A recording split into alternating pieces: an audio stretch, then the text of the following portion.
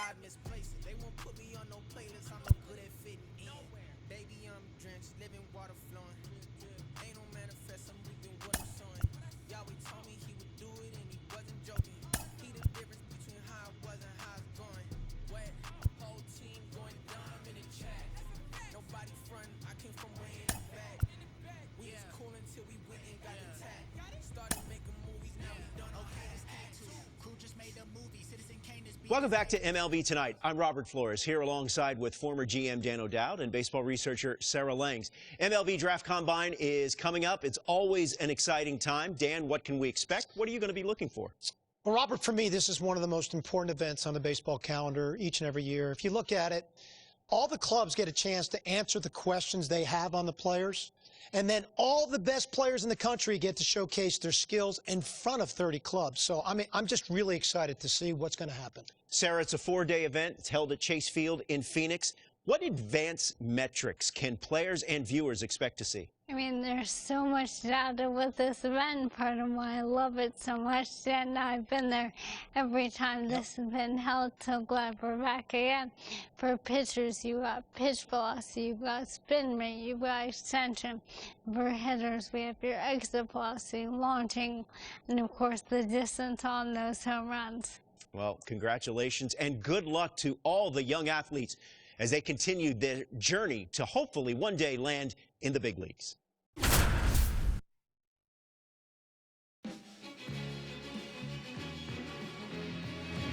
Welcome to day one of the MLB Draft Combine from Chase Field in Arizona. The top high school and college player prospects showcased their skills this week, giving all MLB clubs another opportunity to evaluate this year's draft class. It should be an impactful few days here in the desert. Alongside Sarah Langs, I'm Dan O'Dowd, and it's time for batting practice. So let's focus on what's happening down in the cage.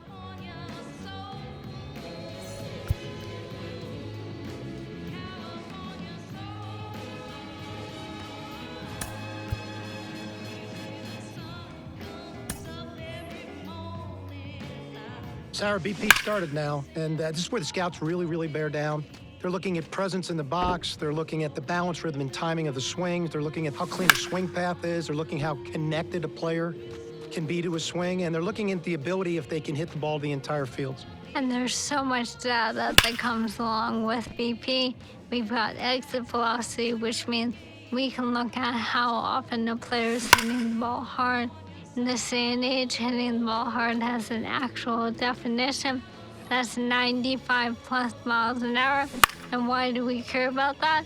Because in today's game, if you hit the ball hard, you're going to hit about 500 on those batted balls with a 1,000 slugging percentage. Another stat we'll look at is launch angle, and what we define as a sweet spot batted ball is 8 to 32 degrees of launch angle, basically a line drive. So I'll be looking at how often these players will be making that kind of contact as well. You know, I think about big league players like Alvarez, Judge, Ohtani, Trout. Their hard hit ball data is crazy. Their launch angles are very consistent. And you add all the things that we're evaluating, and think about, Sarah, the pressure these young players are under right now is probably the most pressure-packed BP these players have ever taken in their careers.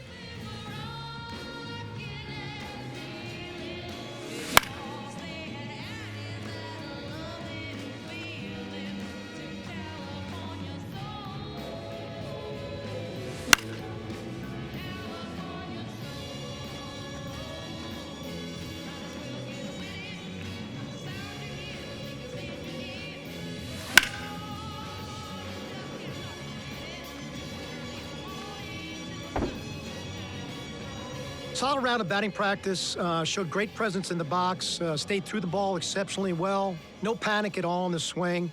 I would just like to see him cover all parts of the zone a little bit better.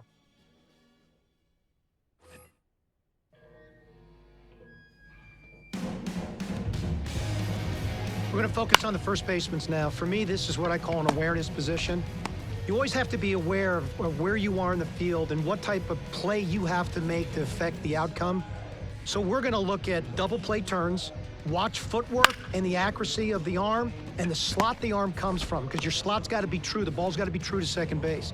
We're going to look at bunt plays, how quickly they charge. Are they in control of their movement patterns? Can they make an accurate throw to third base on the run?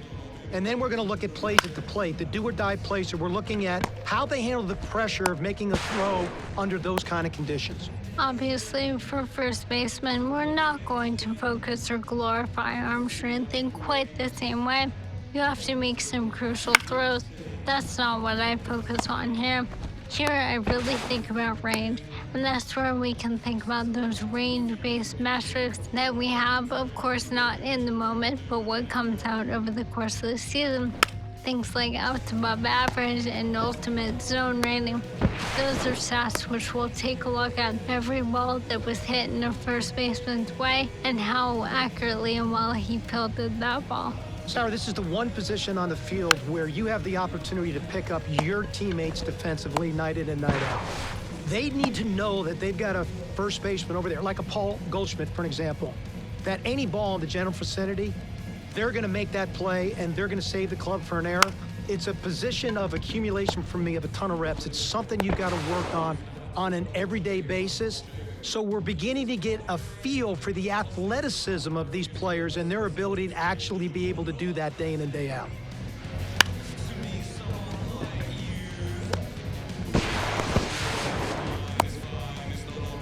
I'd say this one was okay for me. I love the projection on this young man and his body, but I could see he's very raw in his skill set. He's going to need a lot of work, but there's a foundation there because of his size, his strength, and his arm strength, with the right kind of work and teaching to turn himself into a solid infielder.